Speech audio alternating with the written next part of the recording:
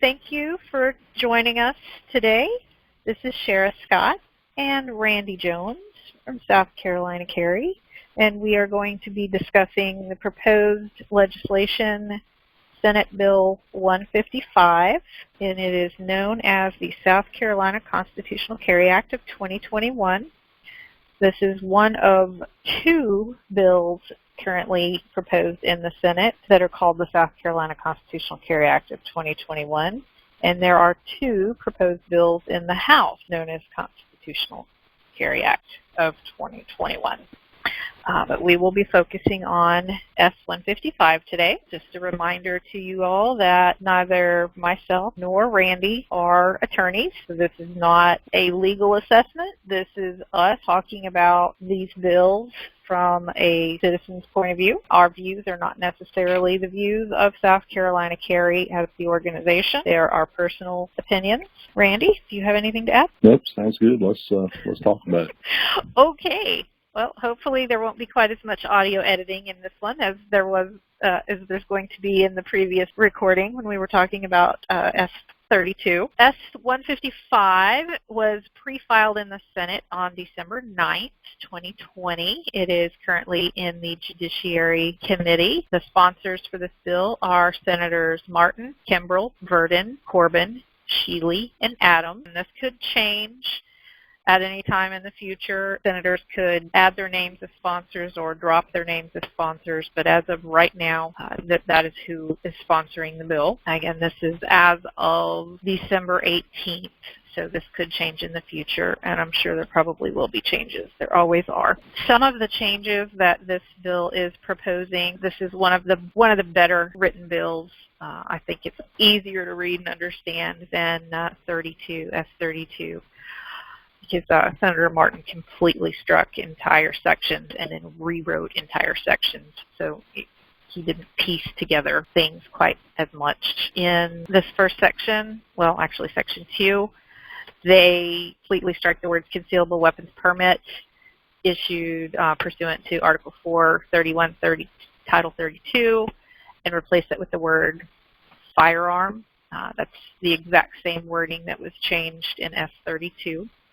So 155 and 32, the changes to this section were exactly the same. This next section is a little bit more of an affirmative change, and it changes it from "it is unlawful" to changing it to read "it is lawful for anyone to carry about the person any handgun, whether concealed or not, except as provided for in subsection B, or if the person is otherwise prohibited from owning, carrying, or purchasing a firearm as provided for by state or federal law." And then I think for me that's a lot better way to do it than what we saw in the other Bill 32.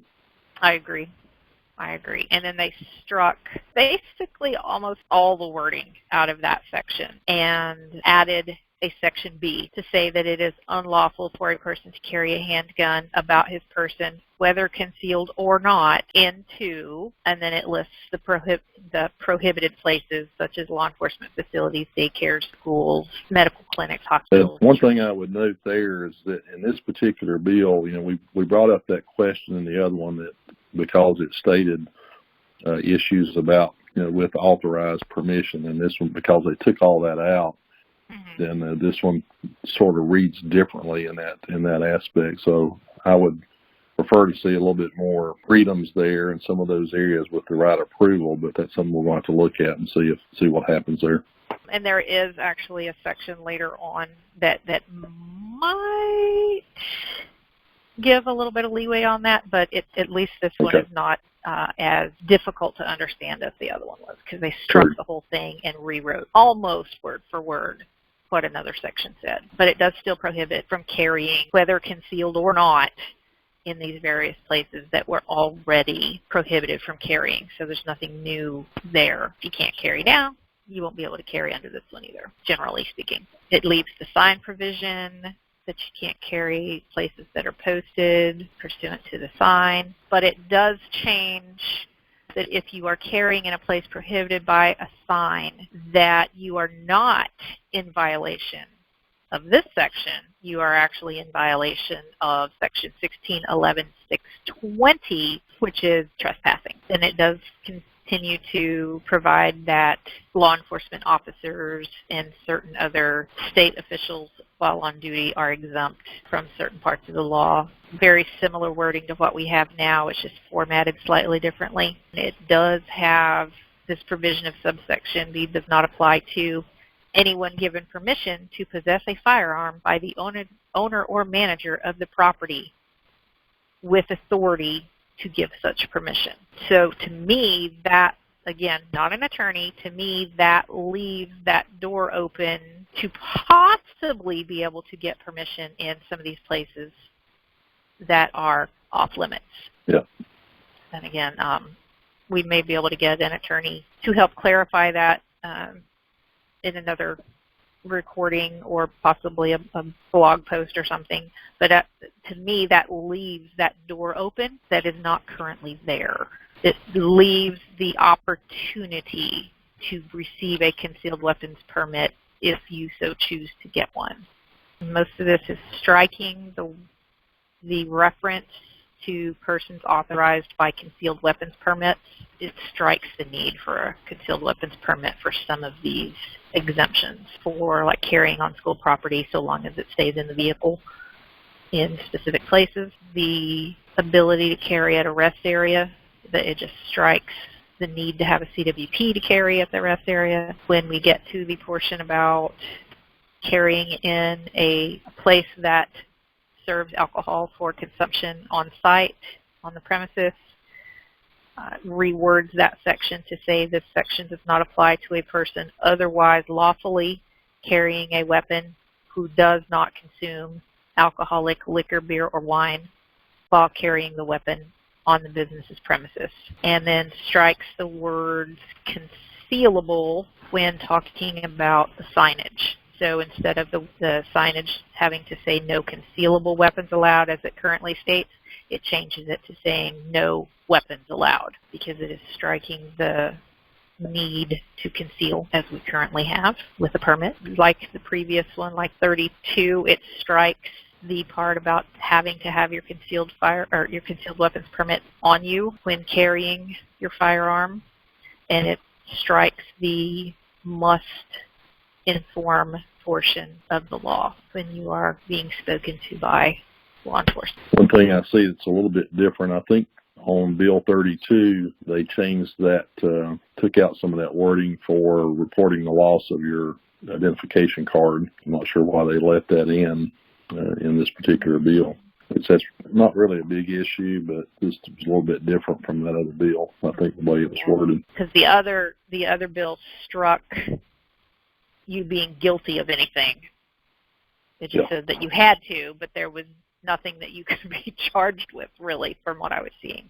But this one says it leaves as is, so that you could still be charged with a misdemeanor and fined $25 if you don't report your loss or theft of the CWP. So yeah, that leaves that as is. But honestly, I don't know why you wouldn't let SLED know. Yeah.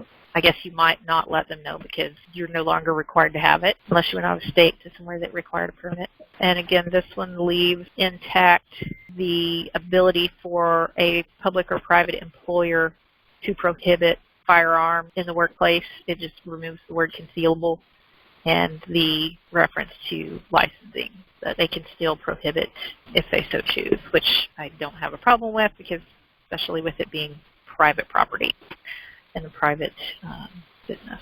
Still able to post signage to prohibit carry.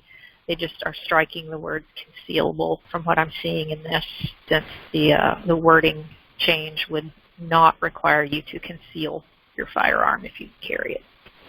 And that's pretty much it. This one didn't have near as many changes because they struck entire sections and rewrote the entire section instead of trying to piecemeal it together from what I'm seeing from this one. What do you think, Randy? I agree. I think it definitely flows a little bit better, and I don't see any real technical differences in either one of the bills as far as what they would allow. So I could go with either one of them, but I think I like 155 better. It's got a few more people signed on to it at this point in time, so I don't know if that means it's going to have a little more traction as it goes forward. But I don't know that that's unusual for people to get maybe more on board with one or the other if there's two similar bills to be looked at. Now, one thing I did notice in 155 is when they struck that one entire section and then when they rewrote about the provisions of subsection B do not apply to certain people, so it allows for exemptions for certain people to carry firearms, whether concealed or not. One of the things that was left out of the rewrite was members of the armed forces of the United States, the National Guard, organized reserves, and the state militia went on duty. That was not back into the rewrite of who is, whether concealed or not. They did leave all the law enforcement officers, constables, retired commissioned law enforcement officers employed as private detectives or private investigators, employees of law enforcement facilities, correctional facilities, detention facilities, and then they did add in anyone given permission to possess a firearm by the owner or manager of the property with the authority to give such permission. Basically, that leaves private property wide open to, hey, I said you could carry it, so you can carry it. Yep. So yeah, this one's a lot easier to read, in my opinion, than 32. By and large, I really wouldn't have, personally, a problem with either one of them. I just, at this point, I kind of like the wording of 155 better. I've only read through it a couple of different times, so I haven't delved deep into it quite as much as I have current law, because I've read current law so many times it makes my head spin. But all in all, I'm kind of liking this one as is. I know there are a lot of things that could be changed that could make it a lot more liberty-minded, but I think in current climate, I'm not sure we should push the envelope too far. I agree. And it definitely gives you the freedom to be able to, if you're concealed carry, and not have to worry about it becoming visible, which is a huge issue for most people that currently have permits to conceal carry. It also gives you that, eliminates that whole requirement for having to have a permit, which is a huge thing for those of us that believe in the Bill of Rights as they were written. So I think it would be a great step forward for South Carolina. And 155 makes it a lot more clear on where it says whether concealed or not. Yeah. Just the way that it reads for me. And if then 32 could have said that, it just seems to read better for me. And it's just, I don't know.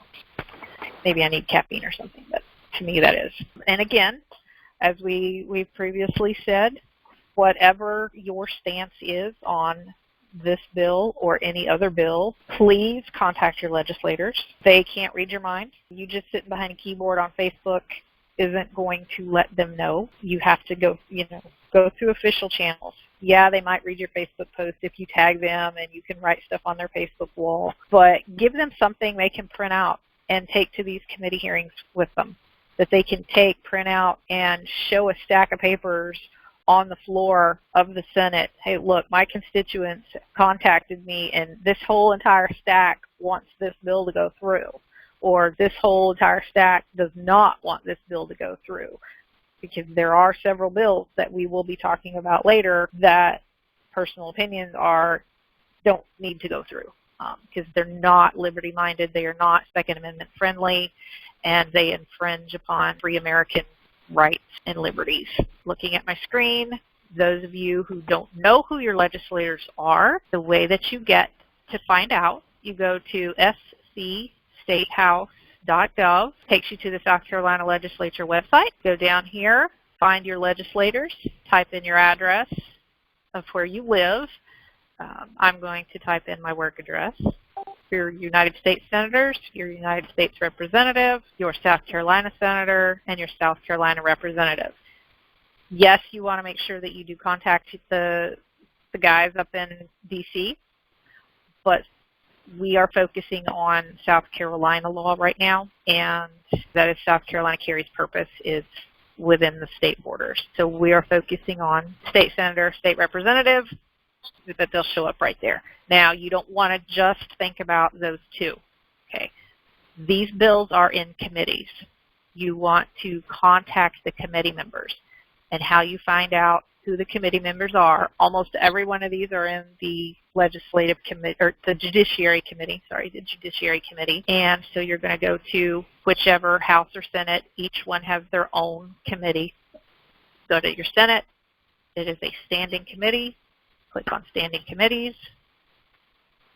Go to Judiciary. This right here shows you who is on the Judiciary Committee.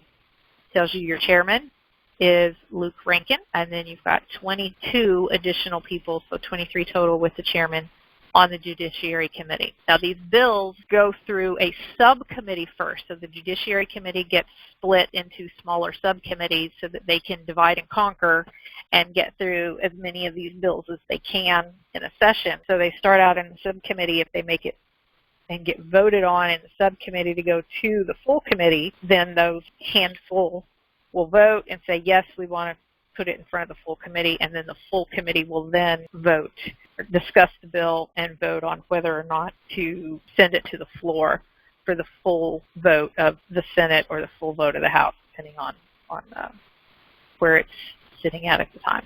So you want to contact all of them. Super easy. You don't have to send 23 different emails. Click on Contact right here. It is going to pull up the Send a Message to Your Judiciary Committee form.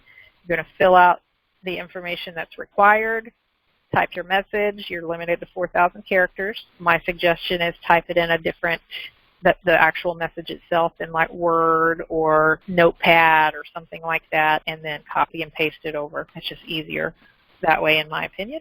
And then fill out your CAPTCHA form here to prove that you're not a robot. And then you would click the Send button after everything is filled out, and that goes to every member of the Judiciary Committee. And you don't have to worry about it getting caught in your their spam filter or anything like that, because that's through the closed legislature's mail delivery system. Call them. Yes, it's more to call. It takes more time to call, and you have to remember it during certain times of the day. Take some time. Take a few moments. Give them a call. Send emails. Send emails this week. Send them next week. Send them the week after. Call repeatedly. Don't harass them by any means, but call once a week. Call once a month. Hey, don't overlook the opportunity to maybe have a face-to-face meeting. I've had some enlightening face-to-face meetings with some of my local people here in Anderson County. You'd be surprised at how little some of our politicians understand things that relate to Second Amendment issues. And sitting down and maybe having a cup of coffee with your representative or senator and talking over some of those issues and asking some questions, you'd be surprised at how much insight you can give them from the 2A perspective on some real basic fundamental things that are impacted by this kind of legislation. Absolutely. Absolutely. Sadly enough, most of the people that are writing these bills and voting on these bills are not firearms people. Correct. I do know that Senator Martin, who was the original author of 155, he is a gun guy. He is a pro-Second Amendment guy. No, he can't read your mind. He doesn't know how you feel as a father, how you feel as a mother. Ladies, please contact these people. We cannot let the Moms Demand Action crowd, the Bloomberg group, the Every Town for Gun Safety, those organizations are not liberty-minded gun groups. They name themselves things that make you think they might be pro-gun, but they're really not. Don't let them speak for you. Speak for yourself. Use your voice. Use your mom voice. I've been told I have quite the mom voice. Speak to them. Let them know how you feel. If you are a mama bear and you take the responsibility of defending your family seriously and you want to be able to defend it the way you want with the firearm you choose, and you want to be able to have that firearm with you When you are in public, outside your home, let them know that. You have got to speak.